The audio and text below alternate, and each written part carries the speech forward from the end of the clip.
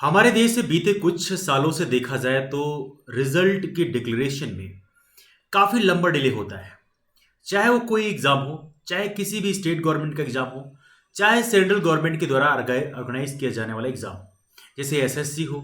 Even you forget about any small exams, there are some big exams like SSC, like railway, such kind of big exams. इतने बड़े exams में ही काफ़ी लंबा delay होता है।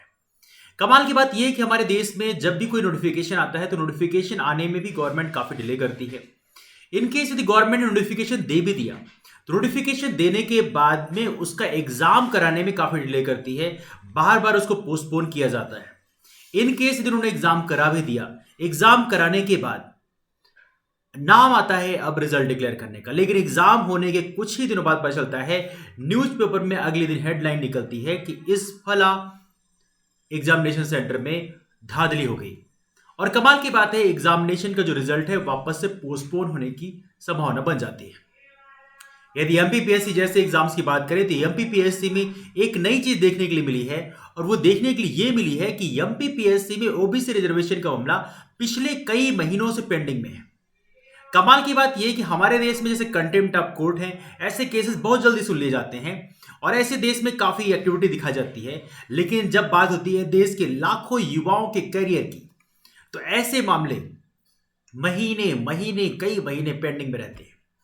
कमाल की बात है, इलेक्शन कमीशन आपका रिजल्ट बहुत जल्दी डिक्लेयर कर देती है। इलेक्शन कमीशन आपका इलेक्शन कराने के बाद तकरीबन में भी शायद मुश्किल से 1 महीने या 15-20 दिन के अंदर आपका रिजल्ट डिक्लेयर कर देती है। काउंटिंग बहुत जल्दी स्टार्ट हो जाती है और रिजल्ट बहुत जल्दी डिक्लेयर हो जाता है। लेकिन जब बात आती है हमारे यूथ के कैरियर की, तो उसका रिजल्ट डिक्लेयर करने में महीने महीने निकल जाते हैं, तब भी रिजल्ट नहीं आती। कमाल की बात यह है कि मध्य प्रदेश में देखा जाए तो मध्य प्रदेश टीचर्स की वैकेंसी तकरीबन 10 साल बाद आई। और कमाल की बात है, गवर्नमेंट को यह कहने में शर्म नहीं आती कि उन्होंने 10 साल बाद 10 साल बाद नोटिफिकेशन लाया और उसके बाद नोटिफिकेशन आ भी गया, बहुत अच्छी बात है।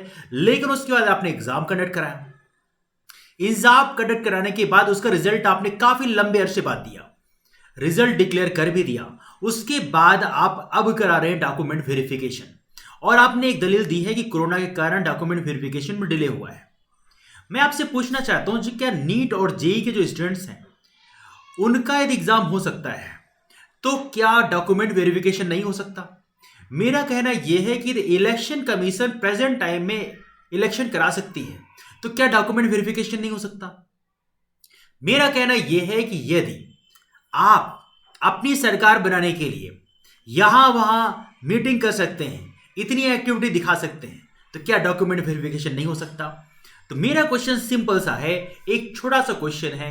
मेरी ये चीज, मैं किसी गवर्नमेंट को चैलेंज नहीं कर रहा हूं, आई एम जस्ट सेइंग कि आप अपनी रिस्पॉन्सिबिलिटी को निभाएं। मैं गवर्नमेंट को चाहता हूं government should take their responsibility, जो आपके काम करने का सलीका है उसको बदलें।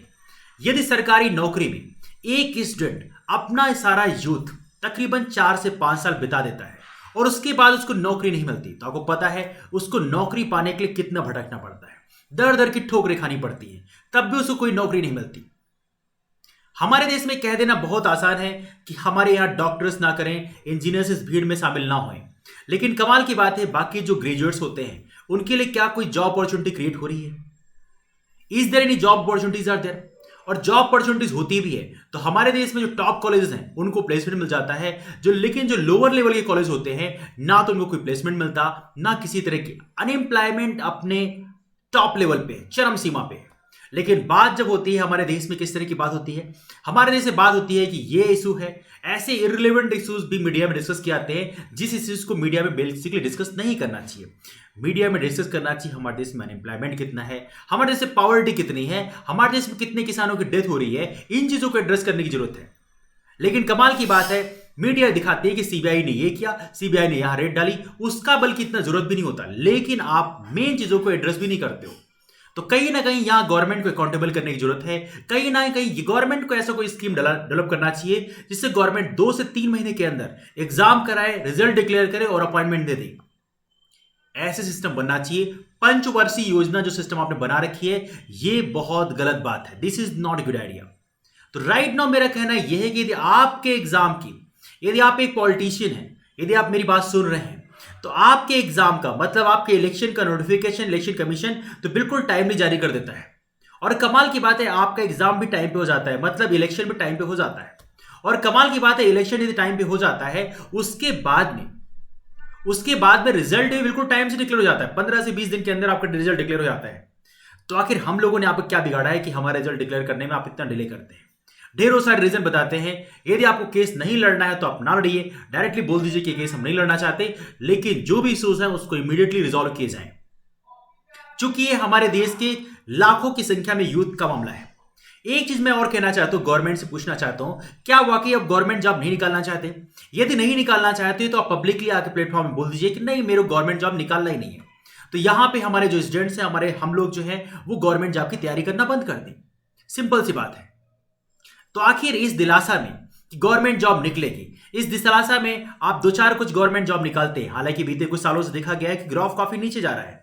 जो गवर्नमेंट जॉब पहले 8-10 हजार निकलती थी वो घट के अब 1000 में, 500, 600 में, 800 में हो गई है। तो ये भी काफी सरप्राइजिंग है, बट ये अलग मामला है। बट मैं कहना चाहता हूं कि जो भी काम आप कर रहे हैं उसको टाइमली एड्रेस करें। ये एक सीरीज है जो हम अपने चैनल में स्टार्ट करेंगे। आप ऐसे चैनल को जरूर सब्सक्राइब करें और इन वीडियोस को अपने दोस्तों के शेयर करें, उन्हें ही पता चले कि हमारे समाज में क्या प्रॉब्लम है। और कमाल की बात यह है कि एजुकेशन पॉलिसी में आप क्रिटिकल थिंकिंग की बात जरूर करते हैं, लेकिन जब बात करते हैं हमारे देश में टीचर्स के अपॉइंटमेंट की, तो उसमें आप इतना धीमा काम करते हैं। टीचर्स का अपॉइंटमेंट 8-10 साल बाद आप करते हैं। तो आप कैसे कह सकते हैं कि हमारे देश में जो क्रिटिकल थिंकिंग है उसको आप एड्रेस करेंगे? तो सिर्फ बात नहीं चाहिए, यहां पर चाहिए आपका एक्शन। आप क्या कर सकते हैं, आप इसकी बात करिए। ये मत बात करिए कि यहां पर ये है वो है, आप यहां वहां घुमाना शुरू बंद करिए। Right now we need the action. So फिलहाल दैट्स ऑल फॉर नाउ।